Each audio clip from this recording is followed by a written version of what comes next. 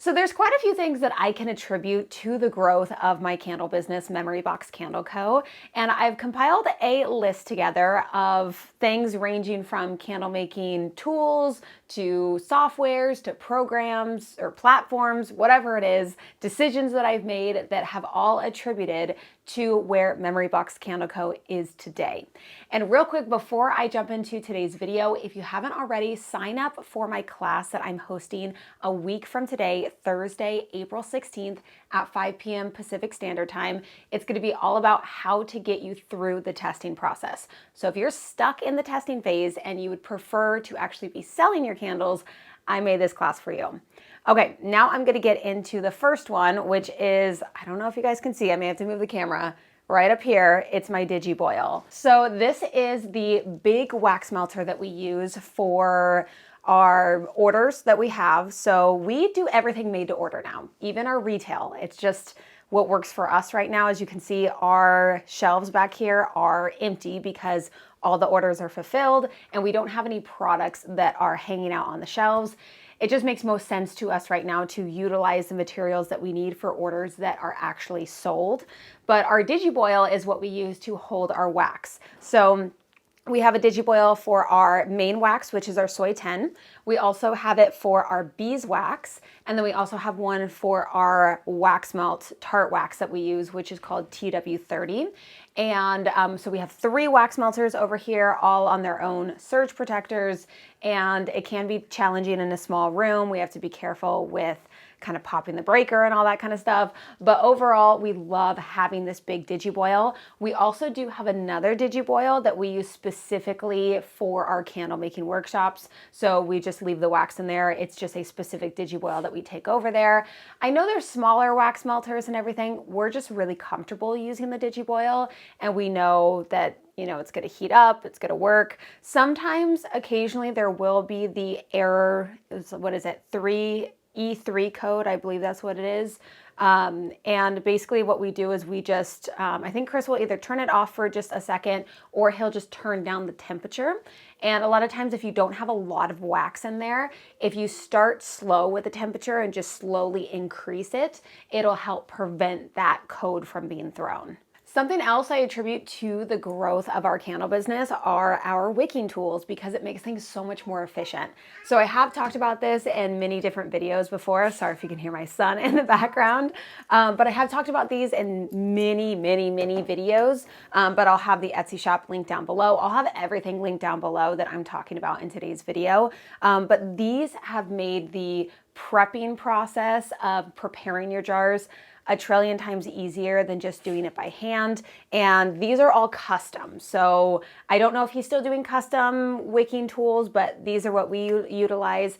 We also have our wick holders. So anything that makes that process faster has attributed to our growth because it just means that we're able to make more candles in a short amount of time. I honestly feel that way about the Digi Boil too, is that if we were just doing everything out of a smaller wax melter or a Presto pot, it would just take an insane amount of time to pour 80 to 100 candles than it does using the Digi Boil. And honestly, one of these days we are going to need another Digi Boil for another soy 10 Digi Boil because a lot of times Chris in the middle of pouring will have to wait and refill and then wait for it to melt back down. So being able to have 2 Digi Boils for the same wax would be really helpful in the future. But as of right now, we only have enough space for barely these 3 that we have.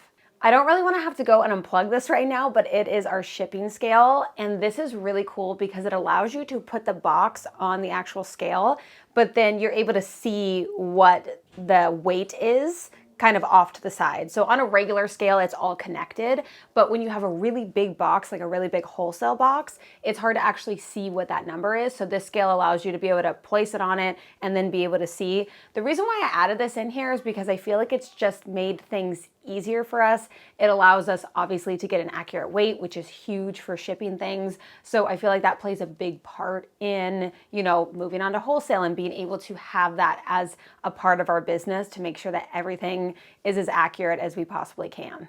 Something else on the list is Inventora, which is my inventory software that I've been using since the very beginning. It keeps track of our raw materials, our finished goods. It's connected to Shopify and Etsy. So anything that comes in as a sale, it just automatically gets deducted from all the materials from Inventora. So everything stays on track. And then we also use it for wholesale. Honestly, I don't know how we would keep track of everything for wholesale if we didn't, just because we use so many supply items for wholesale. So they have a production feature on there, and it just allows us to be able to input all of our orders. Everything is seamless. All of the supply items get automatically deducted. It's the best thing ever. So that definitely is a huge, huge part of it, because if you don't know how much of your materials that you have, then you can kind of get lost in it. I mean, in the very beginning, it doesn't seem like a lot because you don't have that much, but once you keep growing, it can get really overwhelming, and it's easy to just pull up a software and see automatically what you have instead of having to go through and like count everything all the time. Obviously, you still want to do audits here and there, but instead of having to count and figure it out every single time, you can just pull up the software and it makes it so much easier. The next thing is more of a decision I made, and that is switching from taking my own photos to hiring a photographer. Now, from the very beginning, I was very gung-ho about learning product photography, wanting to do everything myself. Honestly, from the beginning, I wanted to do everything myself. And I really thought that being able to, learn that part of it was going to save me so much money and really benefit me. And I think it did to a certain extent. But once you get to a certain point where you have to think about, is this worth my time, or could I be using my time to make more money than what I'm saving by doing this? You know what I mean? So I first started with taking photos with my phone. And then I switched to getting a camera, which is actually what I'm filming on right now. So it was kind of a dual thing because I was also doing YouTube. I wanted to upgrade to a better camera and then also be able to use that for product photography. And then I got different lenses, and I really just, I wanted to really fully engage into that and learn. And I do love actually taking photos. I love product photography. I loved learning it. But there's just a certain limit that I found myself getting to. I found that I wasn't very good at the composition part of it. And I was very limited with where I could take the photos. So for me, hiring a product photographer has been the best investment into my business, because it's allowed me to really bring my brand to life and have such a, be able to bring kind of the storytelling out in photos that I'm not able to do because I just don't have that skill. So I'd rather just have somebody who is actually very skilled in it. It's all they do, not somebody who's just trying to be a jack of all trades entrepreneur like most of us try to be, of, a copywriter and a website designer and a photographer and a candle maker and just every part of it. And I've started to just kind of dial back and be like, I just really want to hire somebody who's going to feel like a good fit. And luckily I found somebody who could not be more of a perfect fit for Memory Box Candle Co. So I'm very lucky about that. But I will say hiring a product photographer has just been such a great thing that I have done for my business. The next thing that I think has really helped to grow my business was starting a Shopify store. So I first started on Etsy, and that was back in 2020, so March of 2020. A year later, I opened up my Shopify store. Unfortunately, I did close my Etsy shop in order to do that, or at least take everything off of it. I don't think I closed it, but I took everything off of it. And I wish I didn't, because I now see that it would have benefited me to have both. But at the time, I thought it was going to be too much to handle, and I didn't really know how that was going to work out. So being able to have my own domain, my own space online, my own freedom with the branding, I feel like has just elevated my brand and helped me grow in so many ways. It's allowed me to drive traffic for wholesale, for, just bigger bulk orders, obviously for regular retail orders too. But I feel like it's allowed me to just have my own branding outside of Etsy. And so instead of it's, oh yeah, I got that candle from an Etsy shop, it's, I got the candle from Memory Box Candle Co. I feel like it's more memorable. Although I do still like having our Etsy, and we do still get sales on Etsy now that I brought it back a couple years ago. But I think that switching over and getting started on Shopify just allowed me so much freedom with it. And honestly, the whole web designing process, Shopify makes it really easy because they have templates. So it's not like you're starting from scratch or anything, but they have different templates. And I've gone through probably 4 in the last 5 years, maybe 3 or 4 renditions of my website, just because I'm constantly evolving and wanting something different. And honestly, I've had that itch for a little bit with my website currently, but I'm like, it's still good the way that it is right now. But there's just more that I want to be able to do. And it might just be that itch of like wanting the newness and the novelty of it, and just having that kind of refresh of everything. But it's definitely something that I love to be able to have, and be able to have my own space instead of just having Etsy. And what's really cool that they do now that they didn't do back then. So I think when I first signed up, it was like a 2-week free trial. Maybe if you signed up through somebody's affiliate link, you would have gotten a little bit more time. I think some of them were a 30-day free trial at one point.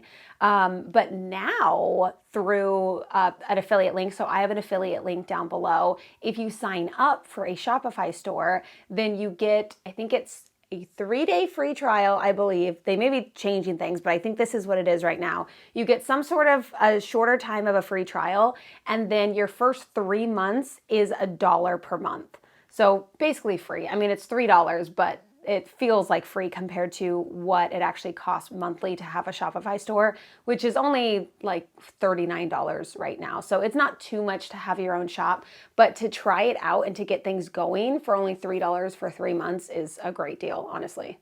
And then now let's talk about the 2 things that I feel like I should attribute the most to the growth of my business.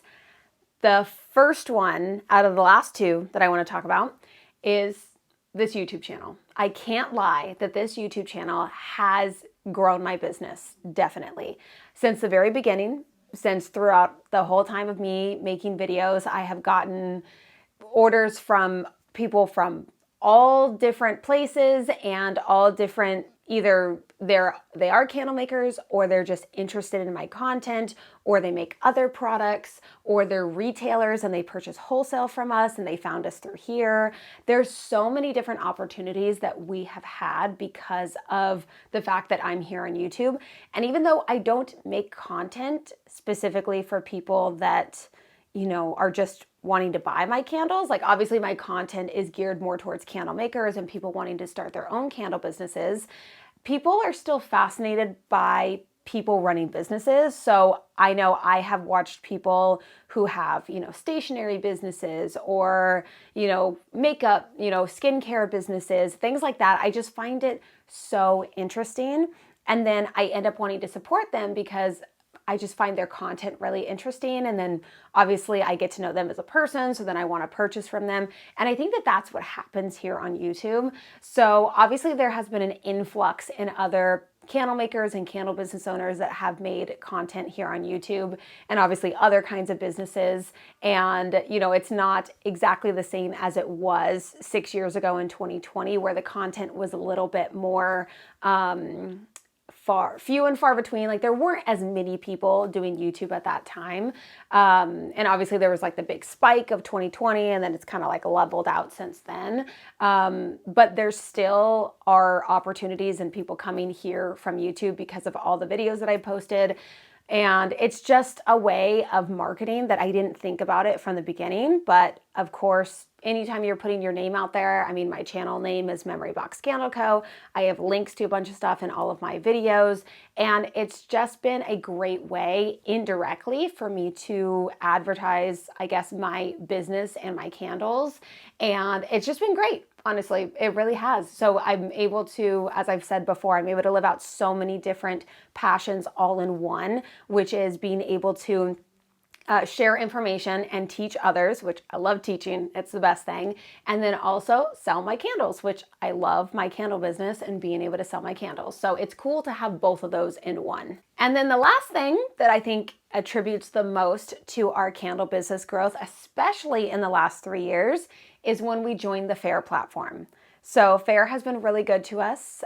We have done very well on the FAIR platform, and I have put so much energy and effort into the FAIR platform, and I feel like it really has helped our growth of our business so much, not just monetarily, but also just in terms of people being more aware of our brand. So I love when there's people that have found us through a retail shop and then they come back to our online store and purchase from us. So it's kind of this revolving cycle. You can look at it as a revolving cycle. I don't know. It's kind of like comes back to us. We're selling to the retailer, and then sometimes we get a customer, a direct to consumer customer from that retail customer that originally purchased from us. So I think definitely overall, FAIR has been the number one thing that has helped to grow our business, and we would absolutely not be where we're at today if it wasn't for FAIR.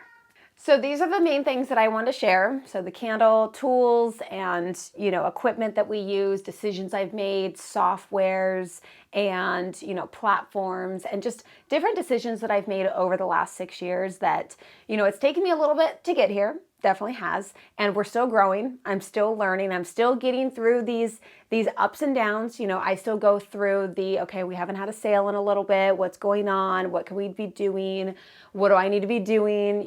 There's a lot going on in my head, and there's a lot that I am still figuring out, but little by little, I'm getting better and I'm understanding more things about business, and the experience of actually doing it has just been so crazy and so wonderful. And so that's what I wanted to share in today's video. So I thank you so much for watching today's video, and I will see you in the next one.